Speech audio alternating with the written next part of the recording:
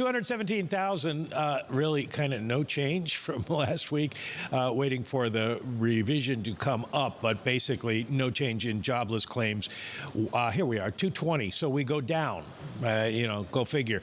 It's not a surprise that we see claims go down with the auto strikes over, but continuing claims still a little bit higher, 1,834,000 after 1,812,000, and so that may be something of a hangover from the jobless claims, from the auto strikes as well. Set us up. I want to go right to next week, Mike. How is next week's CPI retail sales combo in your world, not the equity world, bond world, in your world, how is it different and to be treated?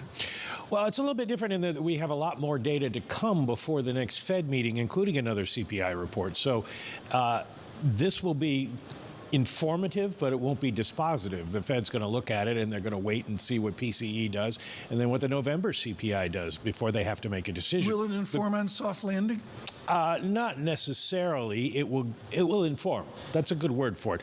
Retail sales are expected to go down for the month of October, although the control group up just a little bit.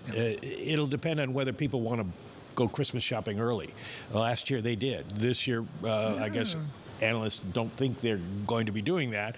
And CPI is forecast to go lower as energy prices go lower. So that would keep the Fed on track at least to a soft landing and to the idea of not raising rates again in December. What will it take, considering that we are looking at something that does look like a soft landing, but it always looks, as I'm sure you're going to say, I hear a lot of people say, like a soft landing until it isn't? Well, that's the problem is, how do you define landing and when do you define landing? I was saying yesterday to Paul Sweeney on Bloomberg Radio that we should maybe look at it like George Aiken, the former Vermont senator who said of Vietnam, we just declare victory and go home. And maybe that's what the Fed ends up doing at some point, and just saying, okay, we're there. Because the economy doesn't ever land, it just keeps going. Now the question is, do we have any contractions or does the economy start to grow again? That might be the definition.